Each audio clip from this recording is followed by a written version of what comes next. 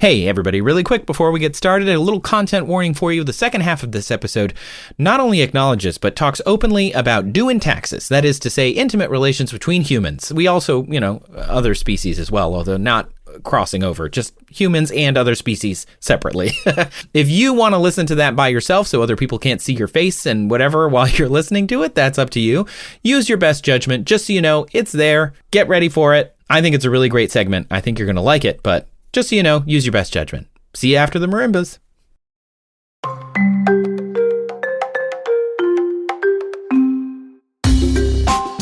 Hello and welcome to another episode of That's Absurd, Please Elaborate, where we answer the questions that you send us and then we maybe do a good job of that. Mostly, usually, sometimes. With science, also. And sometimes funny. But I don't know. I don't want to make promises I can't keep. I'm Trace. I am one of the science communicators who hosts the show. Julian is out this week, but I have a special guest with me today is Danielle from Sex Ed with DB. Hi, Danielle. Hello. I'm so happy to be here, to be funny, we're not promising that, but to kind of answer questions with science and have a great time. We're gonna try and be funny if we can be, but there's no promises. Actually, there's really no promises on this show at all. It's just you're listening as a listener. Hopefully, we are entertaining you. I guess. Yeah, that's the goal. That's what we aim to do. Yeah, I feel like that's the goal. If this is the first time you've listened to the show, basically what happens, we get questions from you, the listeners, and we answer them, and we do our best to try and answer them with whatever science research we can find out there in the world. If you have a question and want to send it to us, look in the show notes. You can email us, call us on the phone, you can send it via our website, and the show is entirely supported by our patrons. So if you like the show and you want to become a patron, you can find out how to do that down in the show notes also. Okay, so Danielle, a bit before we get started, who are you? My name's Danielle. My pronouns are she, her. You can also call me DB, aka Sex Ed with DB. And I'm a sex educator and have been doing my show and been a sex educator for the last 8+ years. I have my master's in public health from Columbia with a focus in sexuality and reproductive health. And I really care about getting people medically accurate, science-backed, inclusive, pleasure-centered sex education. Especially in today's world, that is all the more important. And so that's what I'm doing here. And it's my passion and utmost joy of my life to talk about sex and sexuality and gender and all the fun, juicy things. I love that. I used to teach sex ed in college. It was really fun. We had dildos and we throw them across the room at people so they could catch them and learn to put condoms on. This is the Midwest, so we were really working against a lot of taboos. Just like the idea that a dildo existed was too much for some of our It might have even students. been illegal in that state, depending on which state. Actually, in our state, probably not, but it was I think most of them had never even seen one before. They'd never that was just the store that was by the highway underneath the billboard. They never went there. Like a sketchy highway sex shop that everyone can close their eyes and conjure up exactly what that looked like in their hometown. It was really fun though. I learned a lot. It was my practicum for my undergrad psych degree, and so I spent a year doing that. It was awesome. It's really meaningful because you can really see students' eyes shift when they actually learn something new and how it can actually apply to their lives. Dissimilar, in my opinion, to kind of some random math equation that I never might do again. I'm also not a mathematician, but for me, that's not relevant. Throwing shade at the math right here. I'm so sorry. I know that's maybe a bad idea. Maybe I can change that to chemistry. I don't know. Someone's gonna send us some math of sexuality. They're gonna send us an email. I would love that. That'd maybe be a math of positions. I think that would be kind of interesting. I'd be into that. Force modification. I don't know. There's definitely stuff there that we could math out if we really wanted to get into it. There's stuff, yeah. So I think it's a really special way to connect with people and to be able to give them practical tools that they can use in their everyday lives. I get what you're saying about a math equation can be useful usually in work and sometimes in if you choose to go into something like engineering or even in accounting and things. You have these complex equations that you can use. But sex is something that not everyone but more or less everybody does, and so it's you can practically use a lot of the tools that sex educators provide, and I think that's great in your real life. And one thing that most, at least Americans, have in common is that they got sex ed. Most people just got absolutely bonkers sex education, just very bad, active lying, myths, etc. And so it's about time that we normalize this really important subject. Yeah. We did have, I think, to include abstinence as an option in our sex ed programming, just Which to be is like, good this is an as option. It's yeah, an option. And we were all good. like, that was about as much as we would say. We're just like, it's an option. Also, though, here's all the other ways Moving that on. you can like use condoms, or like, it was a lot.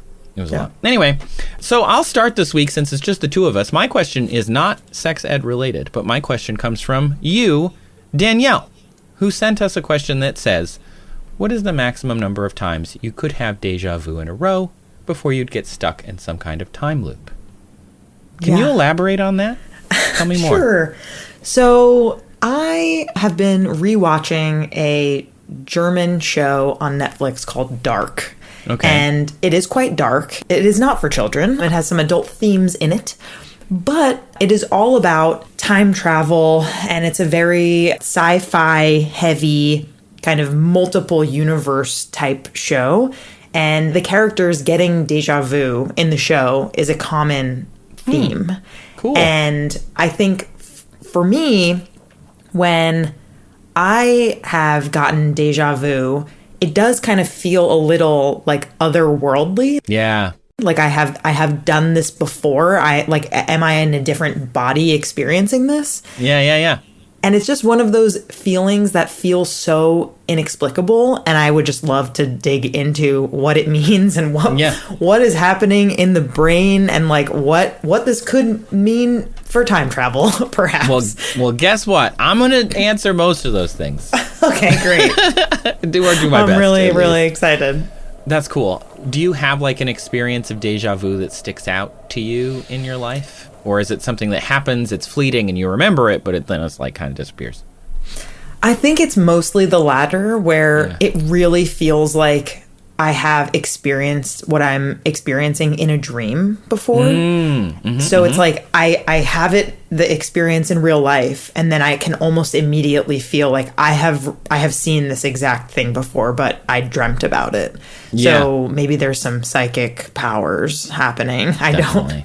don't. That's so Raven moment. But I am unsure about like one particular. It's more of just like experiences with people, like something that I think. Also, I'm an audio-visual learner, so like if I hear someone say something and I watch them say it, and it looks familiar to me, it almost puts me in an exact spot of if I have felt like I heard that before. It feels like incredibly familiar. Yeah. Okay. So déjà vu comes from French. It means already seen, basically. It was a term coined in the 1870s by a French philosopher and like gentleman scientist, I'm sure, Émile Barac. But it was not the first time it was mentioned in history. Like it's been mentioned for centuries into the ADs when it was, false memories, they were calling it. They didn't have like a name for it, but it's definitely like a spooky feeling. In 1849, in the book David Copperfield by Charles Dickens, he writes, "We all have some experience of a feeling that comes over us occasionally, of what we are saying or doing having been done in a remote time, of our having been surrounded dim ages ago by the same faces, objects, and circumstances, of our knowing perfectly well what will be said next as if we suddenly remembered it." Which I thought, kind of cool, right? Wow. Yeah, neat. So we sort of talked about if anything stands out. Do you think you get it a lot? Have you had it recently or something? I feel like I've had it within the past month, but Sure. I would say that I feel it multiple times a year. Like I wouldn't say it's like a once every 5 to 10 year thing. It feels like maybe it's a quarterly type of thing. It's quarterly. It shows up quarterly. You get a quarterly report. Did you get your déjà vu this quarter? I don't know. My KPIs were off. I don't know. Right. Yeah, but it does feel familiar when it happens. Like it's such a particular moment of like the way in which our brains operate. It feels like I'm going back to that exact feeling that again feels very familiar. It's so interesting. I love that you're describing it this way, because having just spent a lot of time researching it, it's like, oh, I'm so excited to get into it. I've had it many times before. I don't think I have it, multiple times a year, maybe like once a year. these days, but I feel like I used to have it more, which actually science does back up. It turns out it happens more when you're younger, and it slowly decreases as you age, the like frequency of it. But, you know, it's that like I've been here before, I've had this conversation before, we've met before, I don't know. It's usually not specifics, though. It's not, even though Dickens writes like, I remember what you're going to say next. It's not, for me at least, it's not usually, I know what you're going to talk about, but it's like, oh, I remember us being here talking about this. I feel like I dreamed about it, which is also reported by a lot of people, especially is like dreamed about it, or I've been here before. It's very familiar. It's like a feeling of familiarity, but in a spooky way. It's like I've been. This is spookily familiar, right? I like the word spookily. Also, spookily. I don't know if that's a thing, but it's great. I don't know if it's a word, but it makes it works for me. Yeah. So an estimated 2/3 of people report experiencing déjà vu. Again, a few times a year is pretty common, but to really understand it, we have to talk about illusions, Michael. Oh, that was a good joke. That was good. So in 1889, psychologist Franz Müller created this illusion. I'm going to send it in our chat. Oh, wow. There you go. Tell the audience what you are seeing.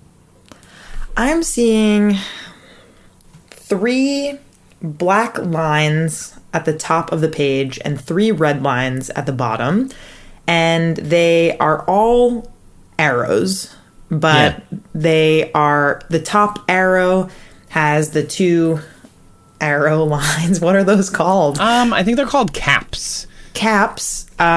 One is facing at the top line, one is facing to the left, one is facing to the right. In the middle line, both are facing inward. Got it. And like, kind of pointing toward the line. Pointing towards the line, to the center of the line. And then the third one, the cap on the left is facing left, and the cap on the right is facing left. Okay. So are these lines the same length? They look to be the same length when I'm looking at the red versions of them. Right, the red versions for sure, but the black ones... The black ones, it very much seems like the middle line is much longer than the other 2. Right, the one where the caps are facing in. Right. Where they're pointing kind of toward the line, if you will. Right.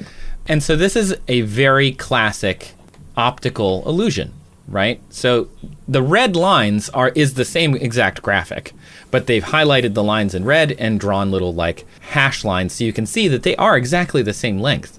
And yet it really, really is hard to imagine the top 3 lines being not different lengths, because it feels like the middle one is so much longer, but it's not.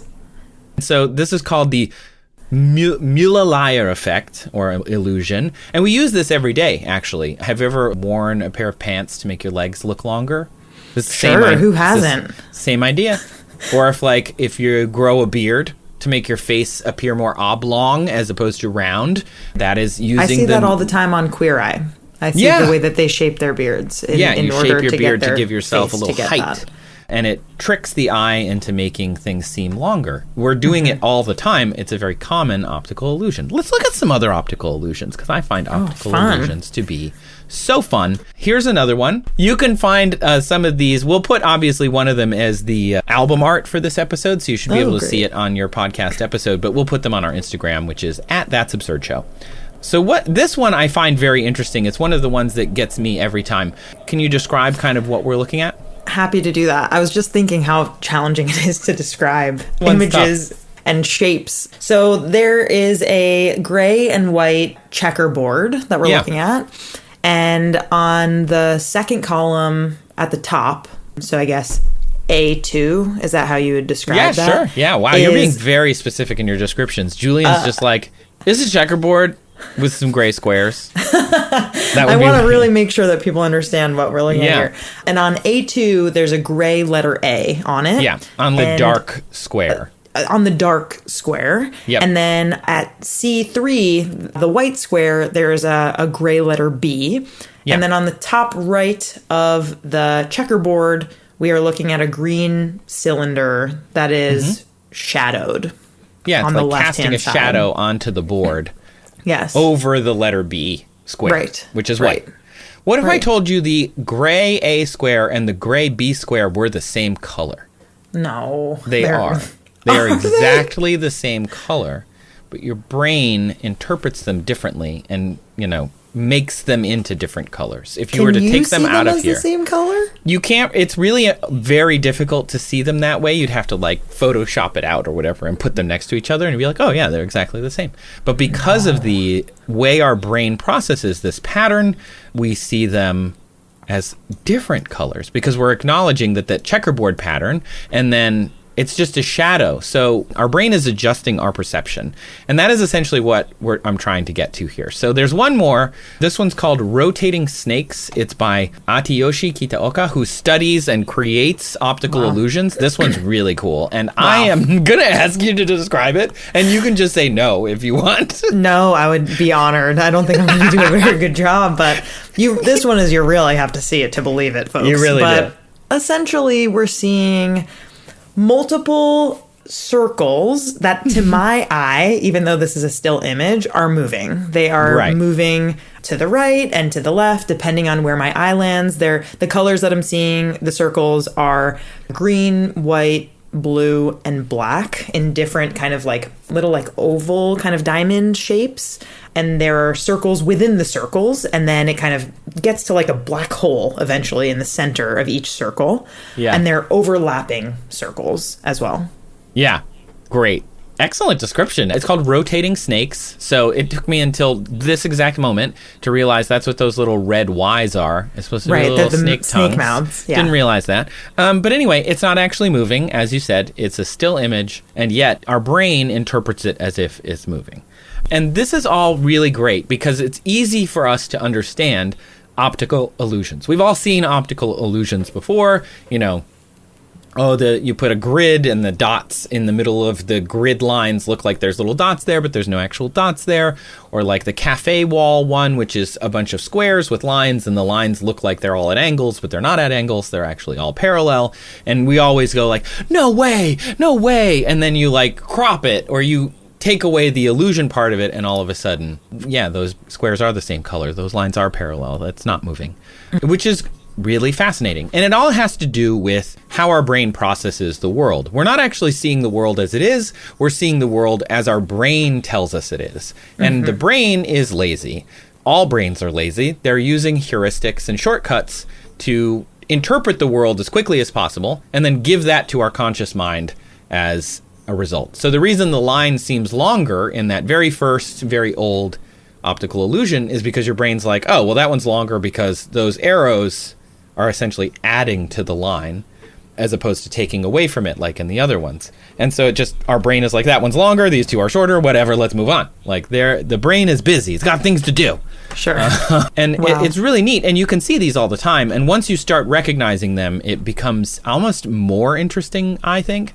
You ever watch a movie when you see a car driving and the wheels are spinning backwards, or it looks like they're spinning backwards? Oh, sure. Yeah. It's called the wagon wheel effect from early films, I'm guessing, because there's a lot more wagon wheels. But the spokes, the way that they should move is in frame 1, it's, 90 degrees. Frame 2, it's at 95 degrees. Frame 3, it's at, and so on. It's moving forward around the circle.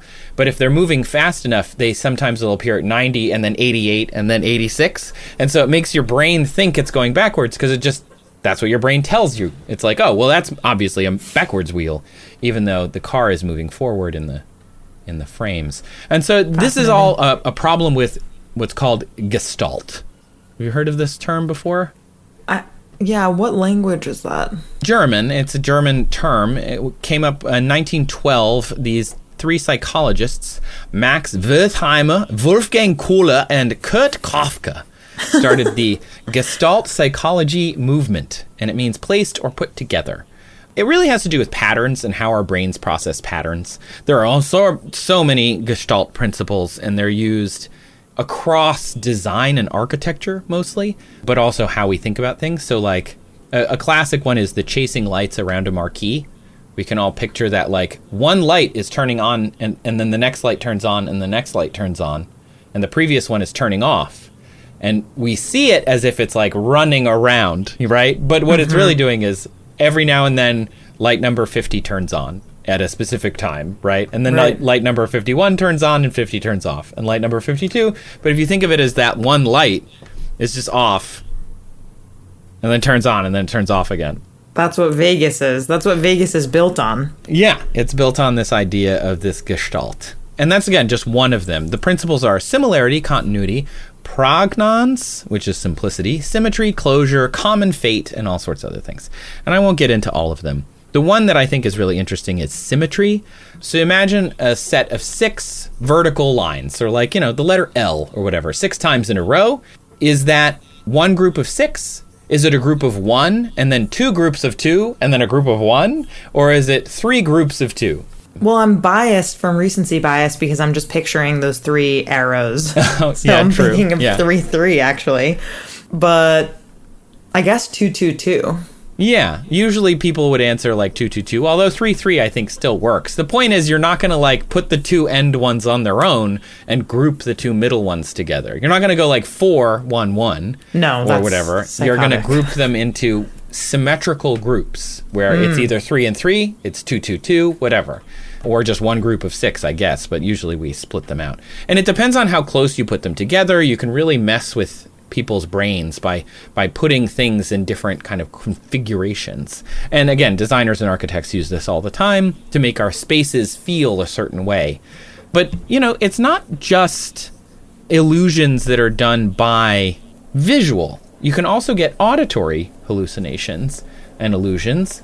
I'm going to play a sound for you, and I Okay. want you to tell me if they say their entire sentence. They're going to say it multiple times, but we'll just listen to it once. Okay. The state governors met with their respective legislatures convening in the capital city. Was there's a There's cough a cough, in there? right? There's a cough. There's a cough in the middle. It sounded like The he state said his governors met with their respective legislatures convening in the capital city.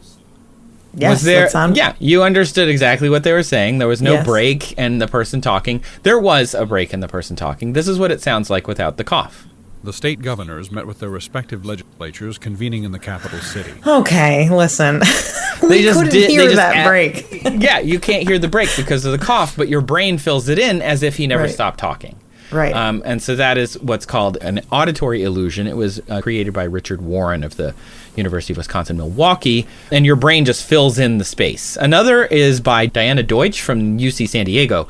This one is mind-blowing, okay? Okay, I'm And I want to ready. say for the people at home, you can do this as well. If you're listening on headphones, it's much easier than if you're not listening on headphones. So what we're going to do is we're going to listen to some tones, and I want you to tell me which ear the higher-pitched tones are in. Ready? Okay.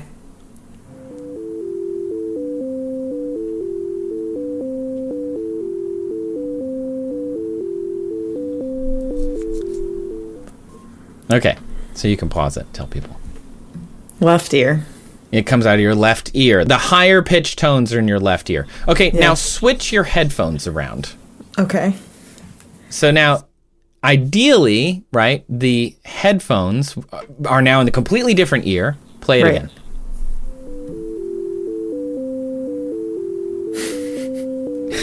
Now it's my right ear. Really? What in the hell?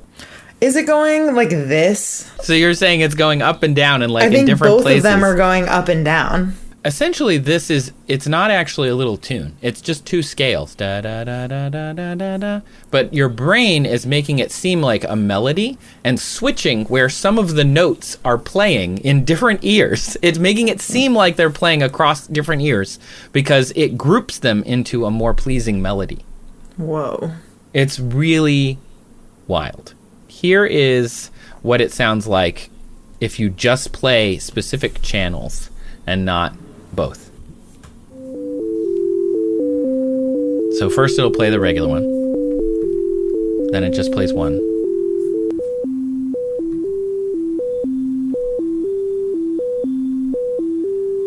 This is like blowing my mind. I can't even understand. And I'm like a musician, so I don't understand why I can't understand what's going on. That's so funny. So what it says is typically most people will hear the higher pitch tones from their dominant side for some reason, and the lower pitch tones from their non-dominant side. Isn't that awesome? I was like, that is really, really fascinating. Weird. But either way, your brain is reorganizing those sounds. And films rely on this all the time. Like you can hear a helicopter flying around you in a film because they're moving it from one side to the other. And we tend, because of Gestalt, we tend to follow the same path. We assume it's moving, as opposed to that speaker just got quieter and that one just got louder, which is really what's happening.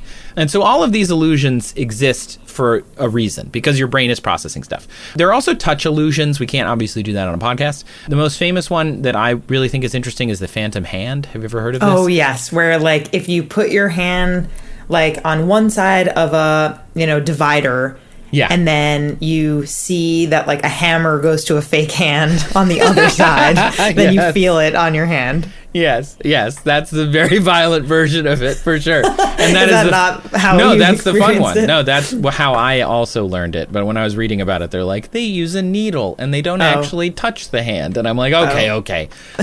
And they're using an MRI scan. And this isn't just like you're worried about hurting yourself. There's a part of your brain that anticipates pain and reaction to it, and that lights up even when you're like gonna poke a fake hand with a needle. And the key is you have to brush your real hand and the fake hand at the same time with the same cadence prior, and what ends up happening is you just assume the fake hand is your real hand. Your brain like does this cool switcheroo. Yeah. There was one we used to do as kids where you like put your arm out and somebody like touches your arm like gently, and you close your eyes and it feels like they're up at your elbow, but they're really about halfway up your arm. Do you remember that one? Of course. Yeah. Me and my friends used to do that all the time. We did too. I don't know where we learned it or why we did it, but it was nice to get to like, oh, this person you have like a little crush on. You could be like, do you want to see exactly? Cool? It's like a little it's like a little intimacy. You get to like hold their hand while you're doing it. Exactly. So, but also mind blowing, which is cool. And there's a related one called the jumping rabbit illusion, where you tap a wrist several times. I've never done this, and then you tap their elbow, and there's a sensation of it going up the arm. All of this has been studied by people who study illusions. So knowing all of these, do you think that makes déjà vu less interesting or more interesting if I tell you that essentially déjà vu is an illusion similar to something like this? Oh my God. More interesting. I mean, I think that it makes me make sense of it a little bit more. Yeah. It's a memory illusion in the way that optical illusions, auditory illusions, and touch illusions work. It's not that the brain is broken or that something weird is happening. Your brain is trying to process something, and it has to make a decision. And so it just makes a decision, uses one of its heuristic shortcuts, and sends it to your conscious mind. And in this case, the analogy that I like is, imagine the brain has like a little periscope and it's just like, there's like a little person in there and they're just like, like, and they're just calling out everything that's happening and somebody's writing it down. Okay. In 1928, this person did a write-up to describe the feeling of déjà vu like this. You're about to cross the street in a city, something you do all the time. So typically you look both directions and then you start walking across the street. The old look and walk. They didn't write it up like this, I'm paraphrasing, in 1928. So as you're doing that, your eye catches a shop window. And so you glance at the window before walking across the street. It's just like a fraction of time. So small amount of time. But the look and walk that you normally do was interrupted by this glance. So when you go back to thinking about the fact that you're crossing the street, you're in the middle of the street. And you're like, wait a minute, I've already crossed the street.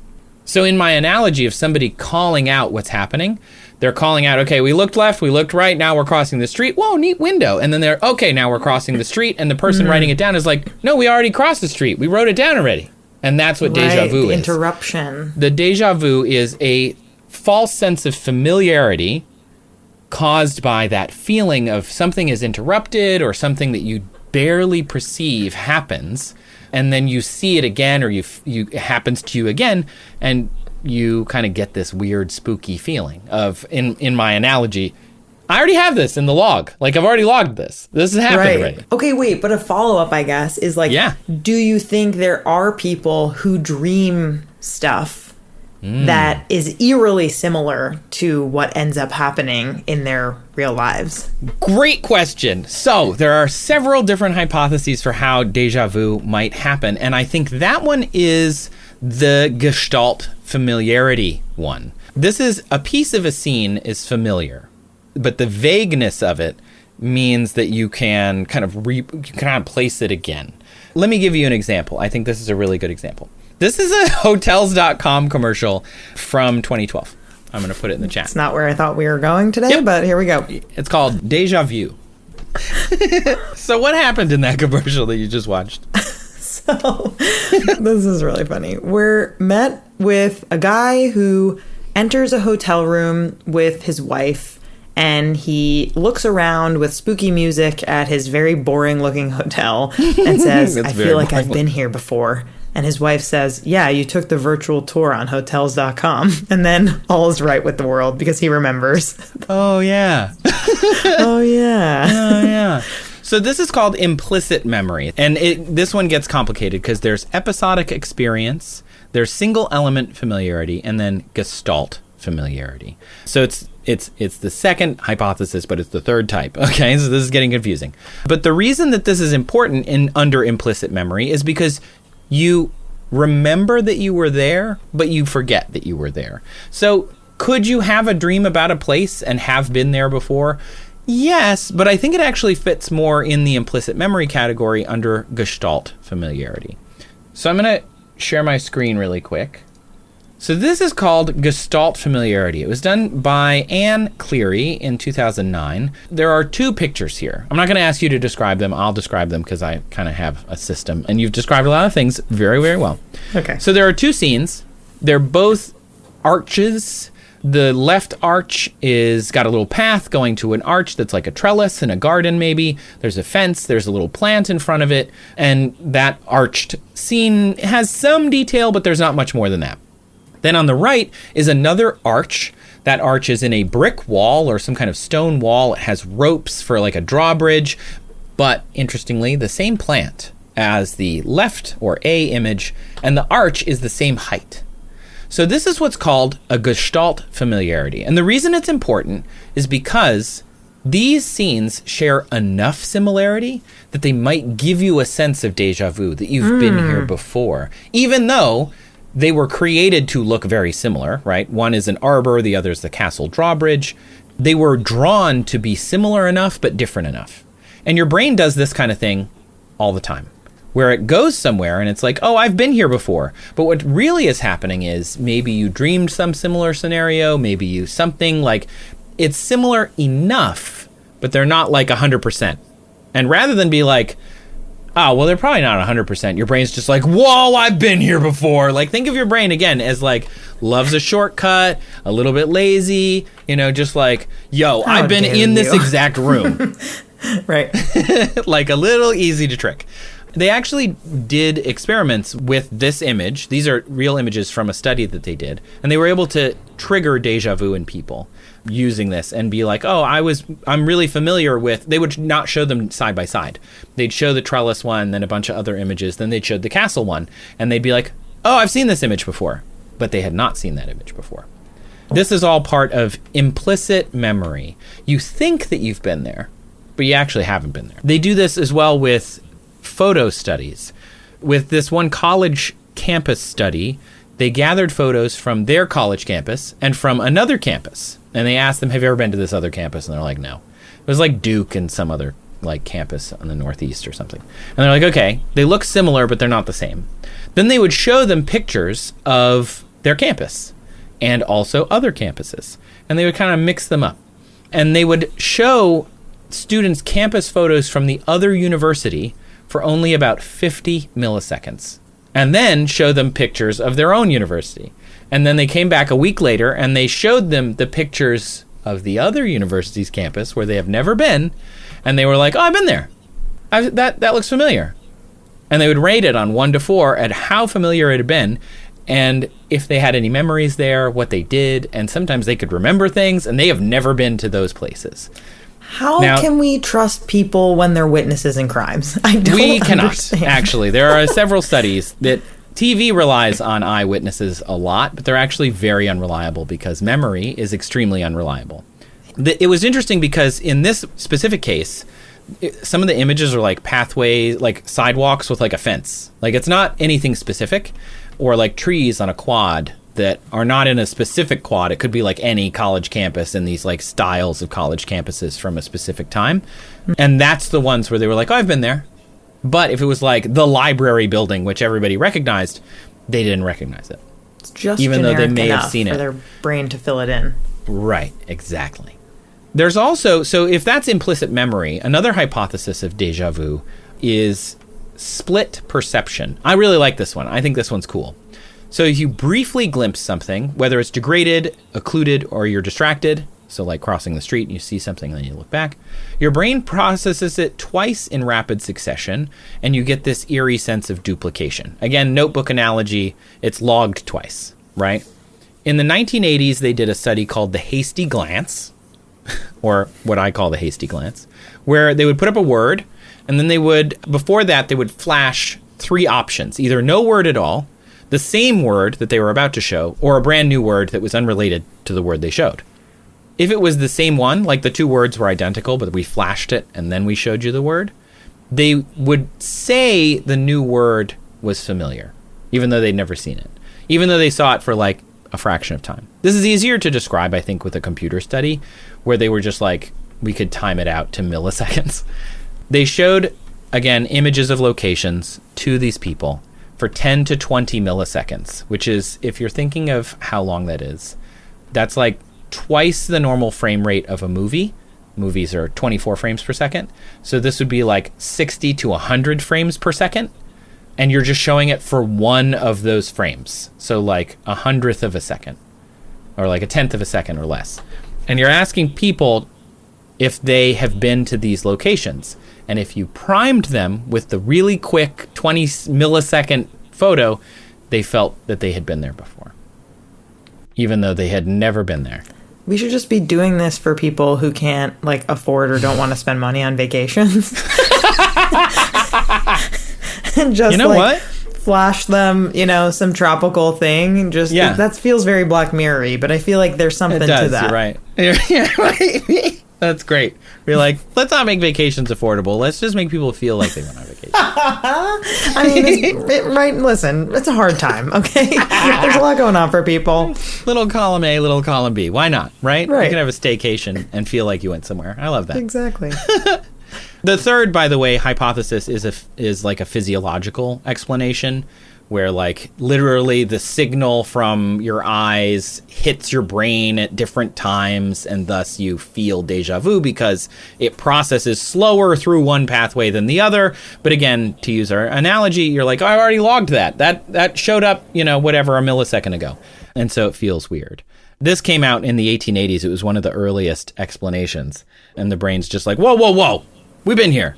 And they actually did an experiment in modern day where they showed different images to different eyes, 20 milliseconds apart.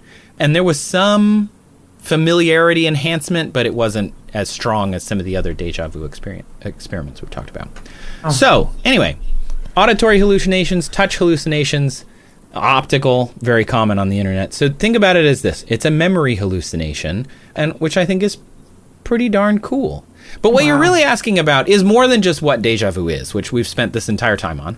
It's also, what if you had chronic déjà vu? Oh, yeah, exactly. If it happened over and over again. Yeah, and there are people who have experienced this. A lot of what I've pulled from here, by the way, comes from chapter 2 of a specific book on déjà vu that I found.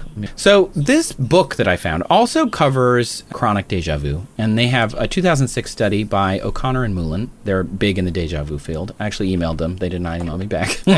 They've done several studies on this, and they found a 39-year-old who has déjà vu 3 times a day. No. It has to do with pre-seizures, an aura that comes before they have seizures. I think I learned about this in my college cog-sci class. Yeah, that would make sense. Really interesting and kind of heartbreaking.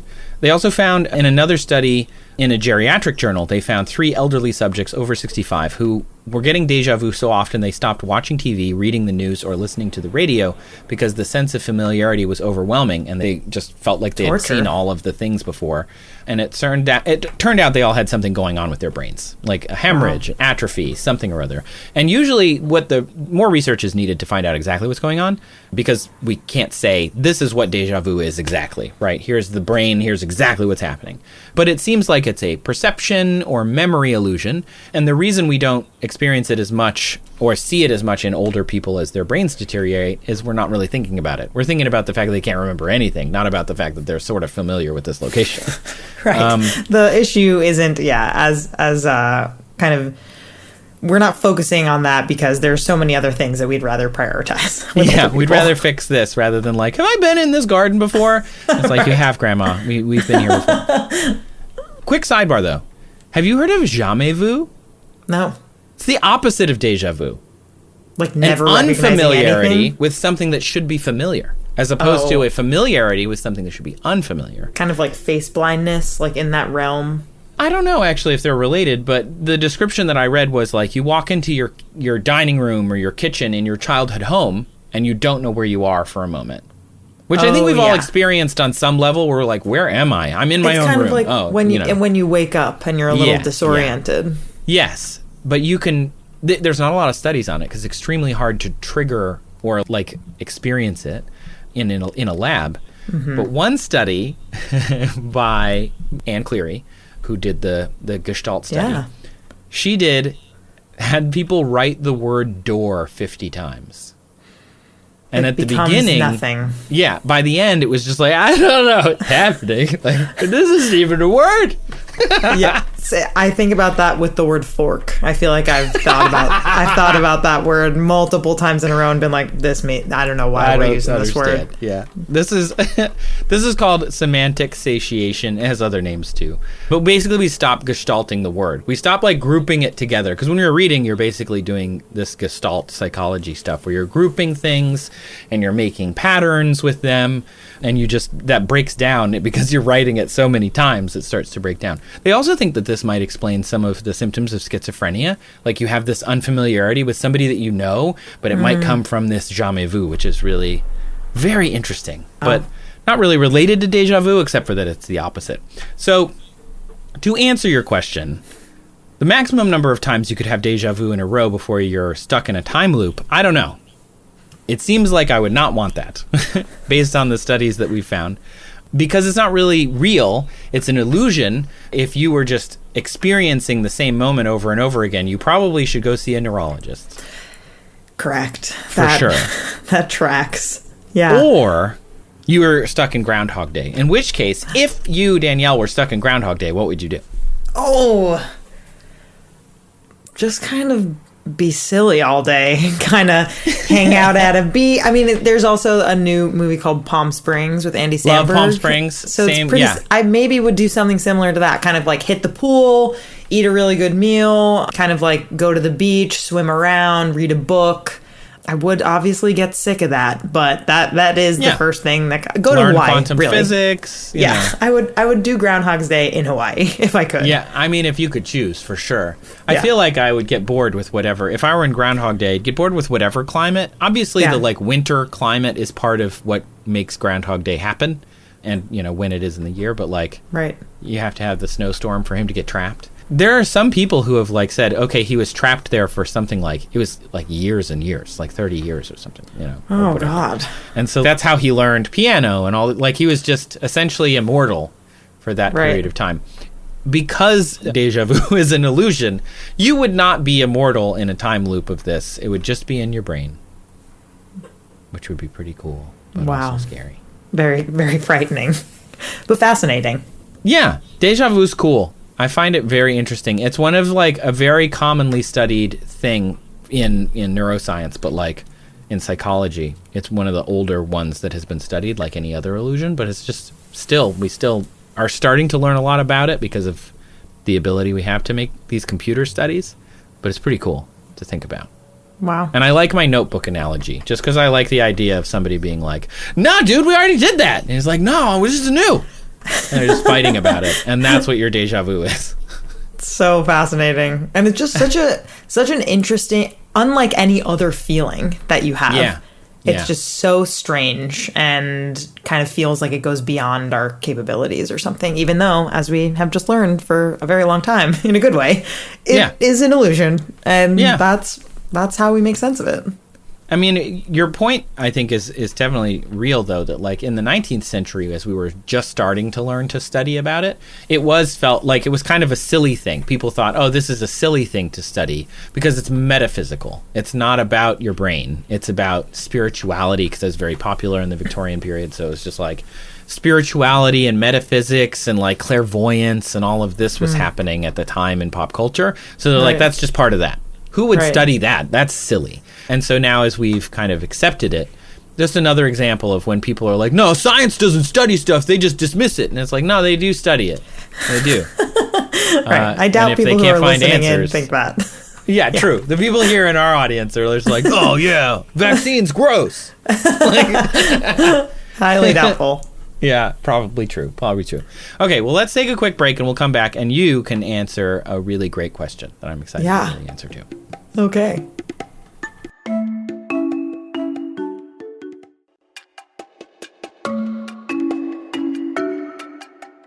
Welcome back. If you've been here before, that was see me doing déjà vu. Did you get it?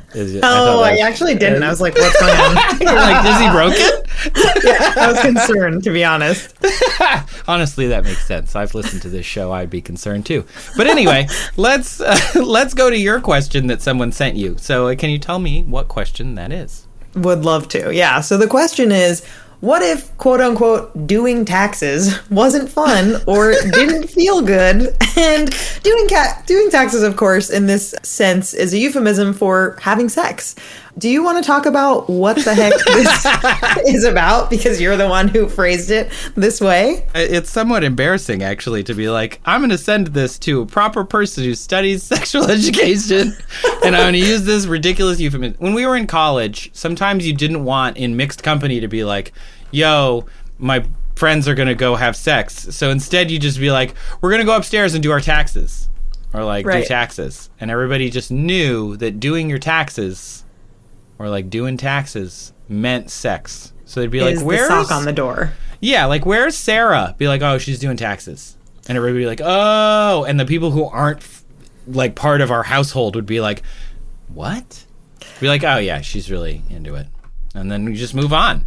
It's hilarious because the question is about what if doing taxes wasn't fun? Doing taxes isn't fun. So I think we should actually be picking a different euphemism. Yeah, true. It is not fun. It's well, unless you're a tax preparer, I hope. Unless, of course, you're a mathematician, in which case I'm so sorry about the thing I said about the equation in the beginning of the episode. You're still upset about that. So I feel like a more fitting euphemism should really be like eating ice cream or jumping on a trampoline or doing something eating donuts, whatever your dessert of choice is. Because for most people, we have sex because it feels good, contrary to what we are led to believe in abstinence-only sex education that is mandated in many states. It is stressed in many states in the U.S. And so, I think the elaboration here is really interesting. So I want to read it and then kind of get into some notes and thoughts that I have. Great. So this person says, we all know reproduction is an intensely taxing endeavor post-conception, and there are probably solid arguments that species would die out if it didn't feel so good.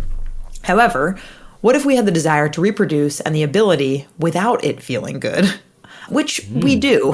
I'll get into that. But, I think that ultimately it's important to think through a few things. Like, why does sex feel good? Like, what's happening in our bodies and in our brains when it does feel good?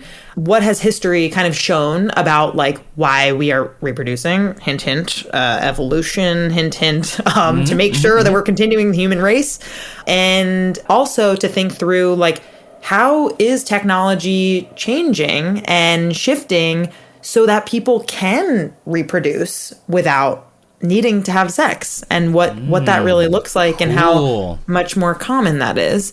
So I guess I want to ask a question for you, Trace, before we get into it. On a scale of 1, if we're using taxes, doing your taxes as a euphemism, on a scale of 1, which is like a tax audit, to 10, a tax refund, how tax-like has sex ever felt to you in general in your life, and why? Wow, big question. Wow, sheesh. First, I think I've run the gamut. There have been times when it's like, this is a chore.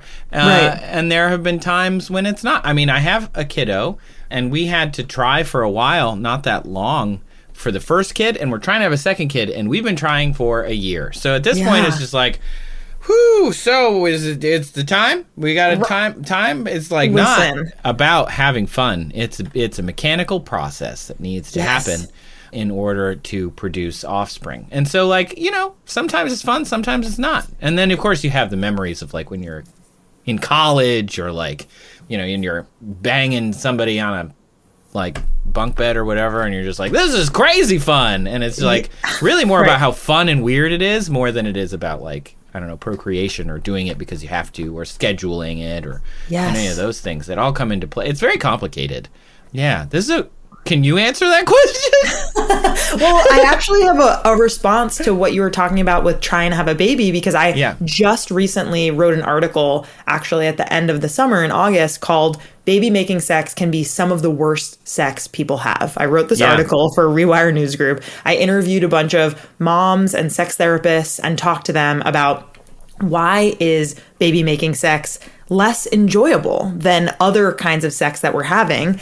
And there's a lot of reasons, right? So trying to conceive really does involve a lot of very unsexy sex. And when we're specifically talking about heterosexual cisgender couples, they're grappling with these gender norms and expectations that can make this process particularly tough on the partner with the uterus. It could be that both partners are having a hard time, like you are the partner who's saying, listen, I even am feeling like we are waiting for a long time. This is really challenging. But, you know, I think ultimately the person with the uterus, the cis woman, if we're talking about a straight couple, she's the one that is making sure that she's not going to get her period and kind of sensing for breast tenderness and if the period is coming and having to pee on the stick that shows the, you know, the levels that are going to rise before ovulation is set to happen, right? So like that is really tricky and can be really tough. And that proves kind of what we're saying here in that like not all sex actually is enjoyable and does feel good, and yet that is the kind of sex that's necessary to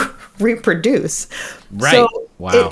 It almost shows that even if it's not enjoyable or even if we're under stress having it, the human race will continue because that's just what people do in order to have a baby. And do you think that's because we know that that's the case? Like, I imagine if like a hamster didn't enjoy it and was like, all right, it's Tuesday. The hamster is going to be like, I'm good. I'm going to run on my wheel over here. Right. Like, if they didn't understand that if they don't do that, they don't pass on their offspring. I mean, they're, you know, again, with figuring out how hamsters, for example, are continuing on the hamster race. There is no thought going into that. It is pure biology and pure, you know, there's no kind of cultural implications. They don't have the socio-cultural, you know, they aren't like, where is Frank? And they're like, Frank's running on the wheel. And they're like, no, he's not. And he's like, no, he's doing taxes. Running on the wheel. He's running on, wink, wink, he's running on the wheel with Patricia.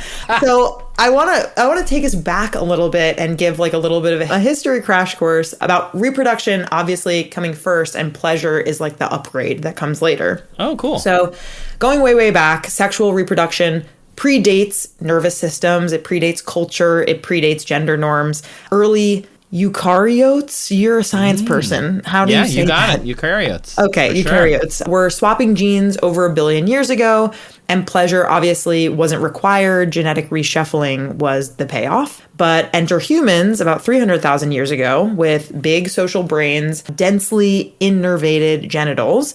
Homo sapiens had the hardware and the software to actually enjoy sex. Fossils from Jebel Irhoud from Morocco push modern human presence to about 300,000 years ago. A long runway for culture to kind of build rituals and rules and art around sex. And I have a trivia question for you, which is, how old is the world's oldest dildo? Take a guess. What? I don't know. Let's see. If it's 300,000 years to early humans, it can't be 300,000 years, but it's got to be like 5? 10? 5? 5. About 28,000 years ago. Whoa! That's a lot of years. Discovered, cool. a siltstone phallus was discovered in a cave in Germany's Swabian Jura region, and researchers determined its purpose as a sex toy due to its rounded, polished end and overall shape, which made it difficult to find a non-sexual use for the artifact. I mean, I love that they were like, we've talked on this show a couple of times about how the Victorian archaeologists were like, look at this powerful man, and it turned out that was a woman the whole time, and they didn't know until 100, they thought 100 years ago it was a warrior man, and now they know it's warrior women because they were able to do genetic testing on their bones and stuff. And I feel like I would love to be a fly on the wall for the discovery of this. Oh yes, it's a butter churning device. That's what it is. Exactly. It's definitely what. And then the assistant is like, no, it's not. No, I'm so sorry. They have sex with that, actually. We know what that is. That's a stone penis, is what that is. The first time he takes it home and he's just like, I'm a gentleman scientist and I brought it back to my villa. And I was like, look at my wife, look at this beautiful butter churning device. I feel and the wife's like, New Yorker cartoon. Whoa. He's like, I want that in my dresser, actually. This to the bridge club. She puts a chain on it. She just is dragging it to her mahjong friends. Okay, so obviously people have been having sex for a long time. I learned a lot about the history of sex through a really great book called Been There, Done That: A Rousing History of Sex. And by Rachel. Yes, do you know her? Yes, she's lovely. Yes, by Rachel Feltman. Highly recommend it.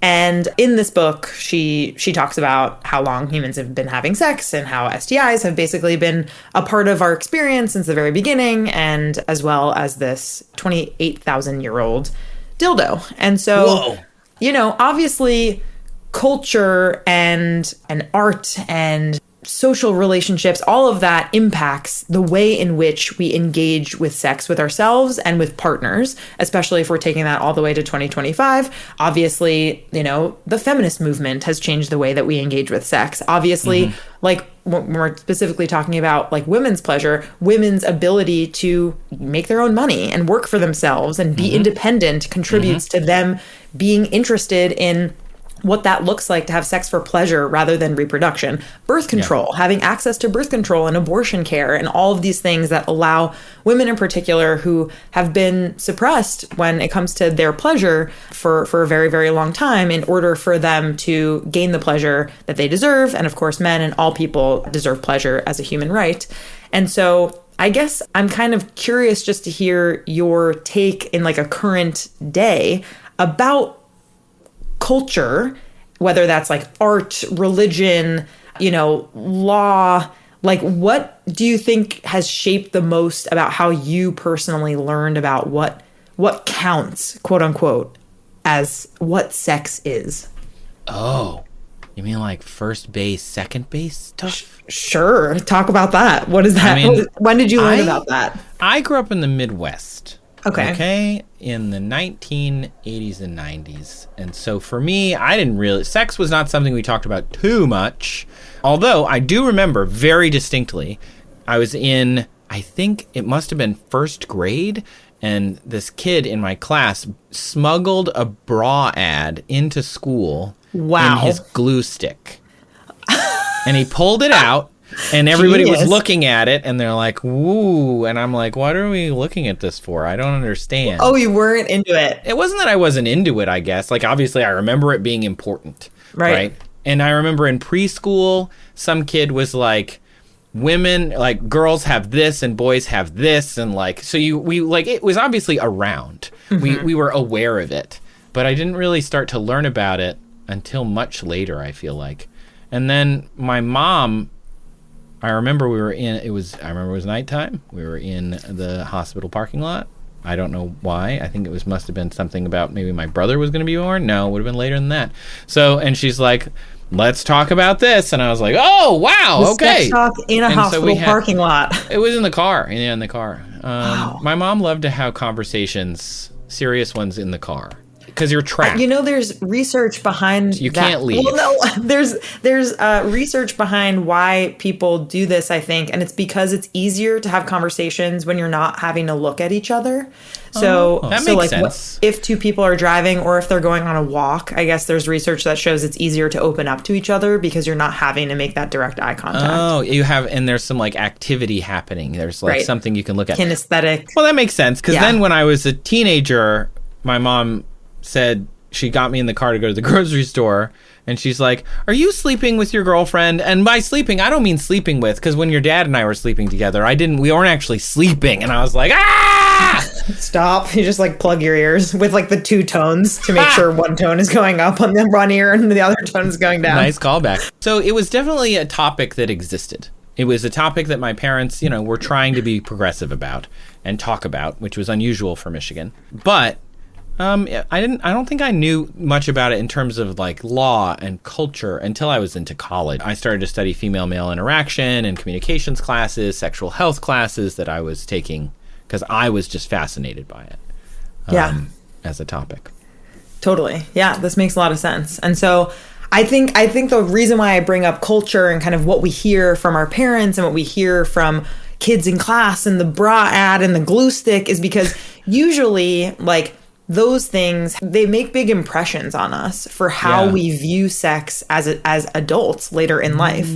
And so when we think about like the way in which our brains remember, fun things, but also traumatic things, right? Like a lot of people experience trauma, different kinds of trauma, and they very closely associate that trauma with their sexual lives and with pleasure. And so before I got into what's actually happening in the brain, it's important that we understand that culture and societal norms and gender norms and, politics and all of these things do have a really big impact on the way in which we view sex as pleasurable or not pleasurable. Yeah. That's interesting, the glue stick thing, because for me, I didn't process that as like, look at this secret thing. Whereas I imagine other kids that saw that, because it was like a small group of us, they might have thought, ooh, it's a secret that we can keep and we shouldn't talk about it openly. And like, I never pulled that from that moment. But you saying that makes me think that I bet you some of those other kids did like think,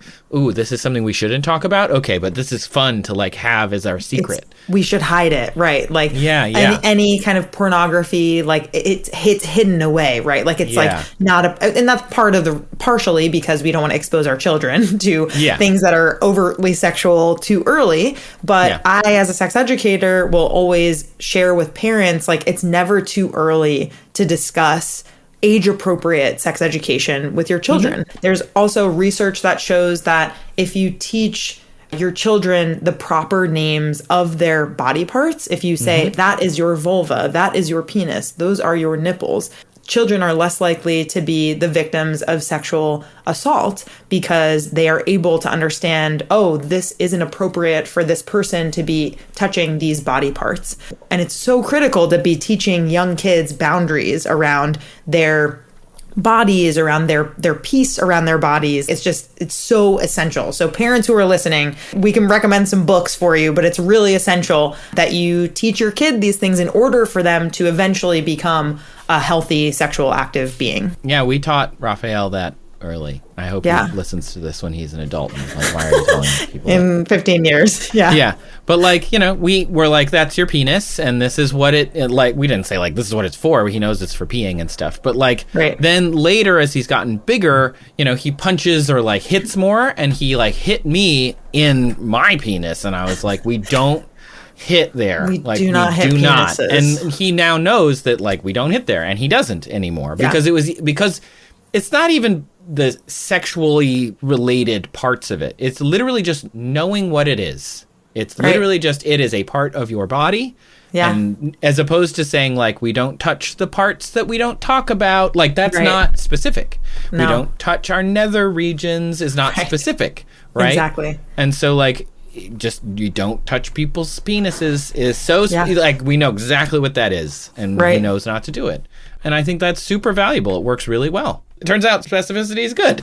Yeah, breaking news, kids can understand when you speak to them in your language. So, speaking of the penis, I think it's important that we are on the same page about nerve endings and actually like what leads to pleasure. And then I'll talk about the brain. So, can you guess how many nerve endings are in the penis and how many nerve endings are in the clitoris? I don't remember the exact number, but I used to teach sex ed, and I had this number, I'm sure, like right there at some point. I know that the clitoris has significantly more nerve endings. I know they're homologous, so they come from the same fetal tissue, but I don't remember how many there are. Let's say 10. Let's say 50,000. I don't know. That's a big range. Okay, well, we know it's not 10. We know it's not 10. If it's 10, sorry.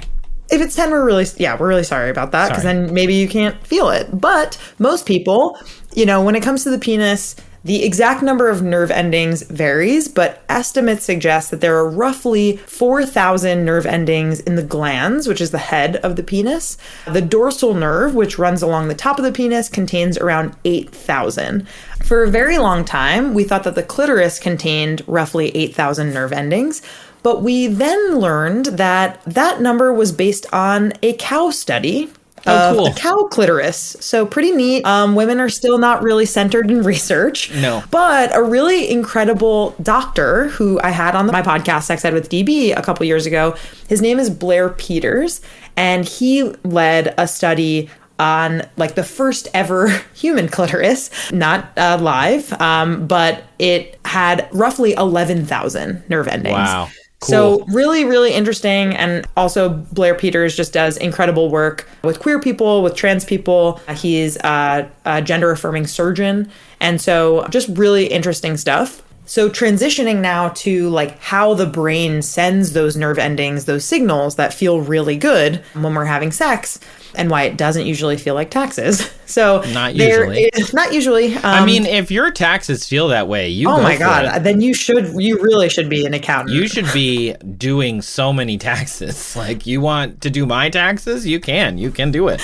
Okay, so let's talk about reward and motivation. So during arousal and orgasm, reward circuits, notably the nucleus accumbens and hypothalamus, light up. And this is the I really want to do that again loop that taxes really lack. So fMRI and PET studies consistently show these activations during orgasm. When we're thinking about dopamine, it's not exactly the same thing as like a pleasure molecule, but think of it as the gas pedal.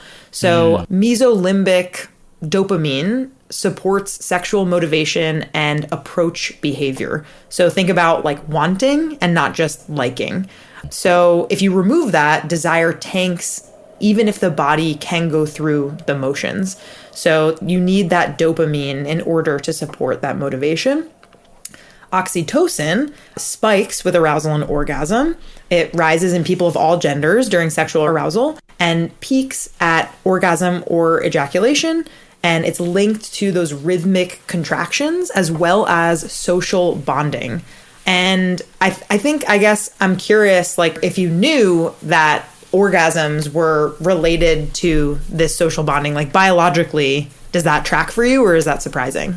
No, then I think that makes sense, right? It's the release of like the oxytocin bonding hormone during orgasm. Mm-hmm. I remember learning a lot about that for the sexual education program that I was working in. There are a few things in the science communication world that bother me the most. One of them is the overemphasis on dopamine as like a magic chemical or caffeine. And they're just like, people hear about this one chemical and they're just like, this is it. I'm going to get it on a t-shirt. Now I'm going to like make it this. And it's like, dopamine does a lot of things, not just feel good. Right. But like oxytocin, calling it the love hormone, and it's like, it's not what it is. It's really about facilitating bonding more than anything. And like, yes, of course, hopefully you're bonded with somebody that you care about, but like that's not the only thing it does. But that's also a problem with English, too. We have only one word for that. And so it's weird when you're like, it's the love hormone. That's why you love your husband and also your baby. And it's like, but those are very different emotions. And you suddenly just immediately become Kermit the Frog talking about it. Yeah. Kermit the Frog here. Hey, ho, sorry about that. That's really good. So back to our original question, right? Like, what if sex didn't feel good? Yeah. If sex didn't feel good, then we wouldn't have this kind of like incentive architecture in our brains and in our bodies. People might still mate. Certain animals do feel pleasure, but not all animals, I assume, feel pleasure. That was going to be my question. Like you mentioned the early eukaryote was just like, I'm going to swap some genes. And I wondered, there's no way to know, obviously. But like if other animals get some reward, like that's, evolution has a few levers, and one of them is like a reward lever. It's like, yeah, we're going to do that again.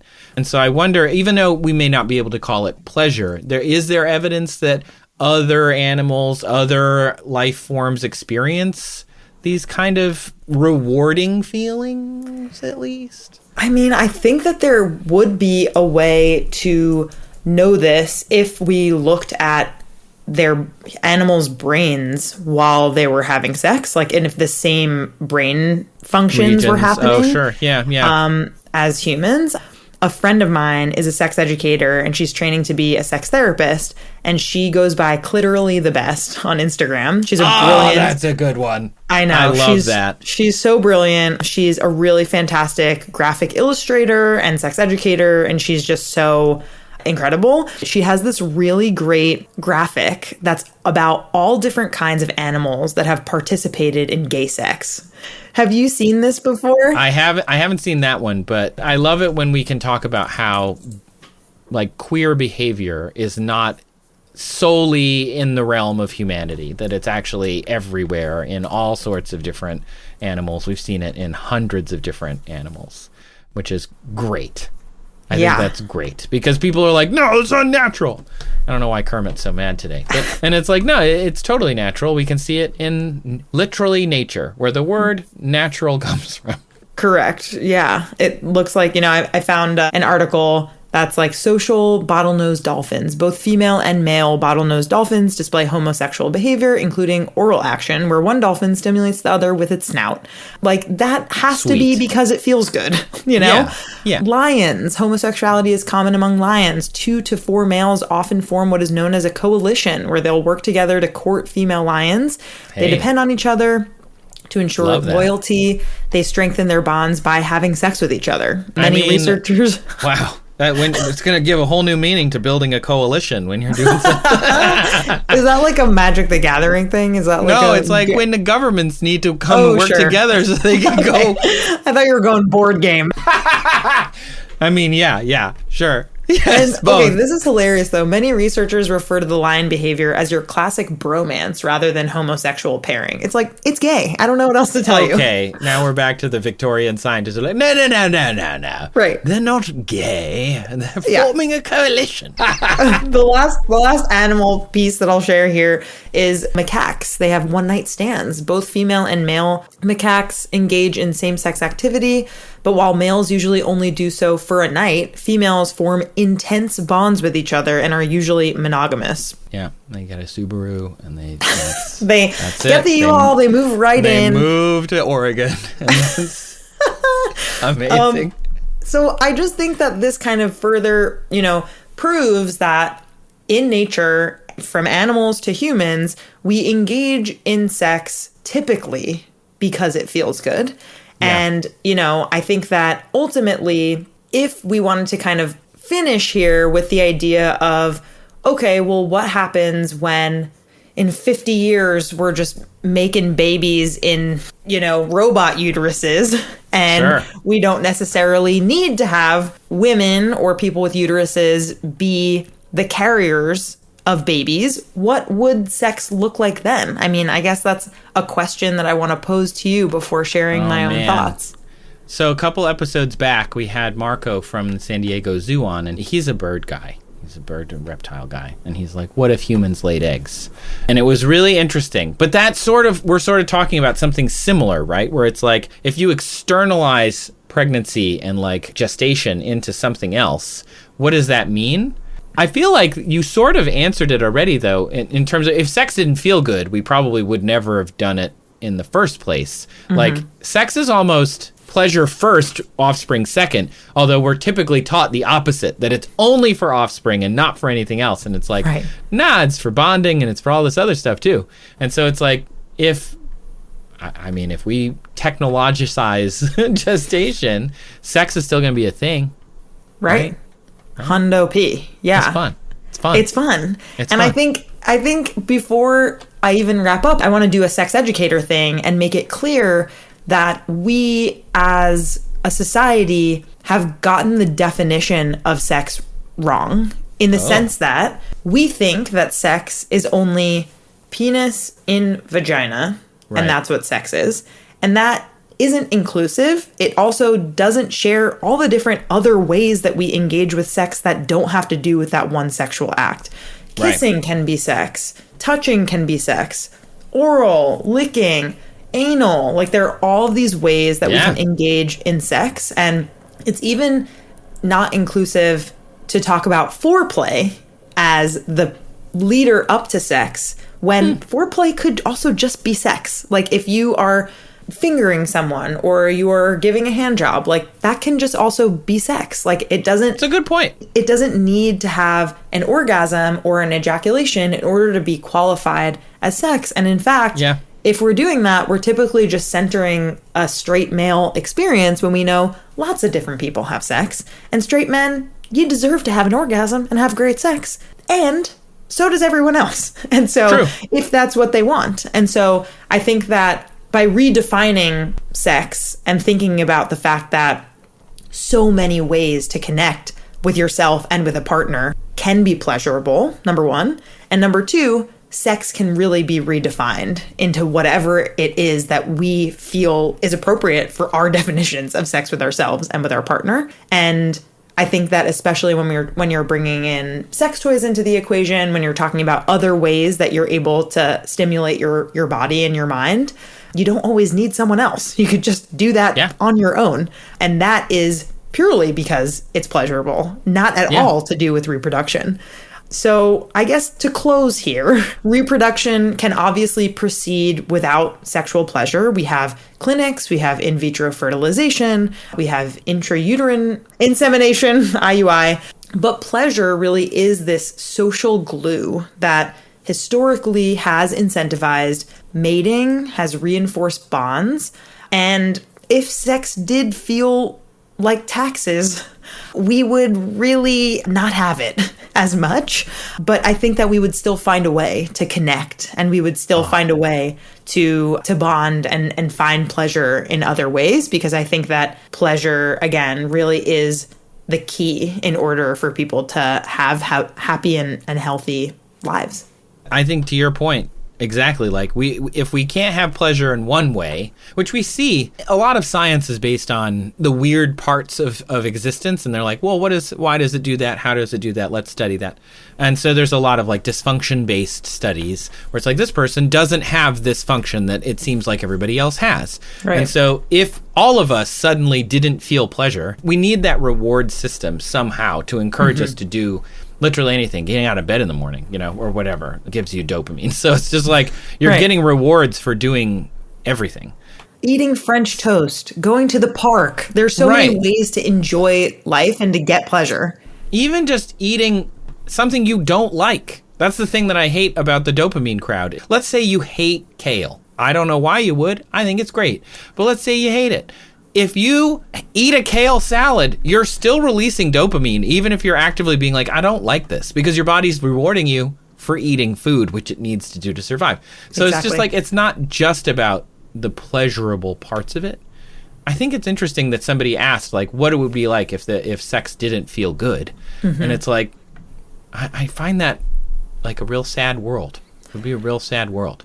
Maybe we would all just like eat more. I mean, eating is like a very basic level of pleasure. There's a reason that people form bonds with food and have relationships with food. It's so important for certain cultures. Yeah. Yeah. I mean, I think that's precisely why I'm so passionate about sex education, is because many people actually aren't experiencing pleasurable sex because of trauma, because they aren't taught that their pleasure is important, because they don't have a partner that values them, because they're not taught that they deserve their own pleasure without a partner. So I think that the more that we can spread the message that like this isn't that far off for many people. Many people probably aren't as into the sex that they need to in order to really be excited about it.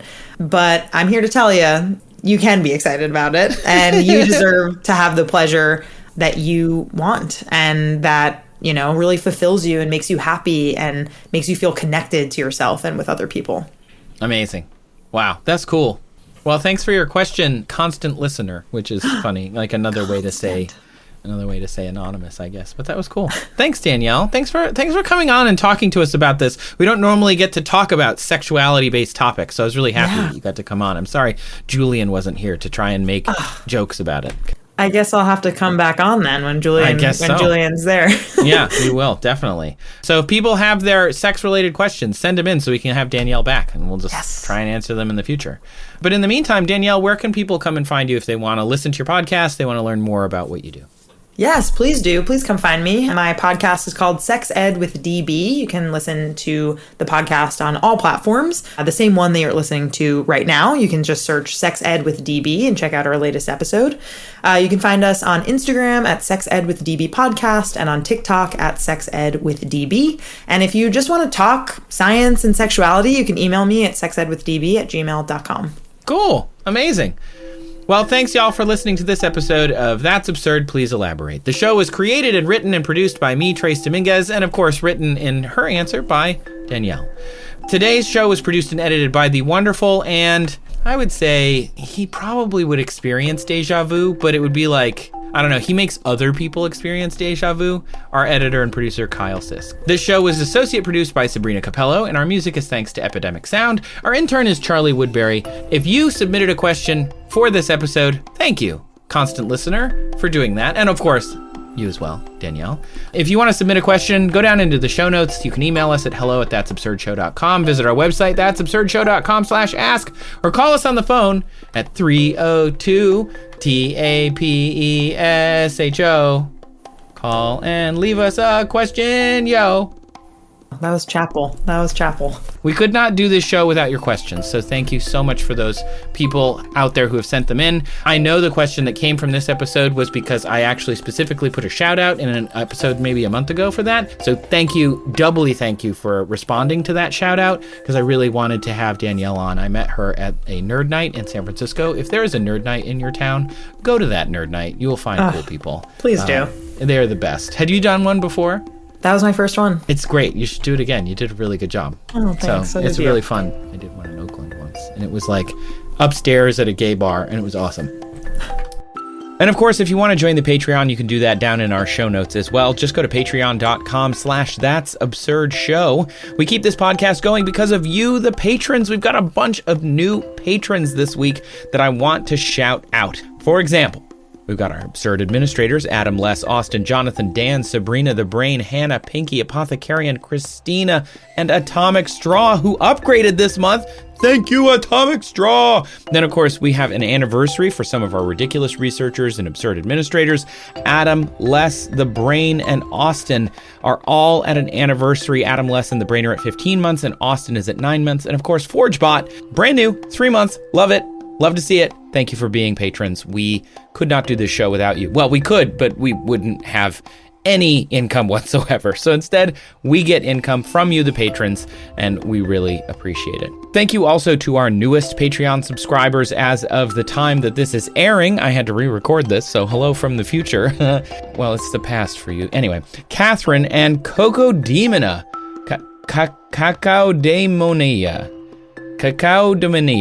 And Catherine. Catherine? I'm broken. And of course, we have to thank you, the listener, for just listening right now, because we wouldn't be here if you didn't keep showing up. Can you just do something for me really quick? Tell a friend about the show. We want to grow. We want to keep growing so that we can continue to get new patrons. We can get new listeners. We can also maybe someday get an advertiser. That would be great. And make a little extra money so that we can do some more cool stuff, like more live shows and all sorts of things. But to do that, we need listeners. And the best way to get listeners is to do collabs, which we do, to have guests on and then go on their shows, which we do, but also to have you, the audience, with your word of mouth, tell your friends. Share the show on your social medias. Put it on your Facebooks. Put it on your Twitters if you still use Twitter. Put it on Threads or Blue Sky or wherever it is that you talk to people and tell them that our show is worth your time. We really, really would love if you did that. It would help grow the show. Every individual listener is an opportunity to grow the show by one, but those ones add up. And then they can tell their friends. So you end up with this it's like multi-level marketing, but in a good way because we're not exploiting you. You get the point. It spreads. And we want this show to be huge. And we need your help to leave us a review if you haven't yet.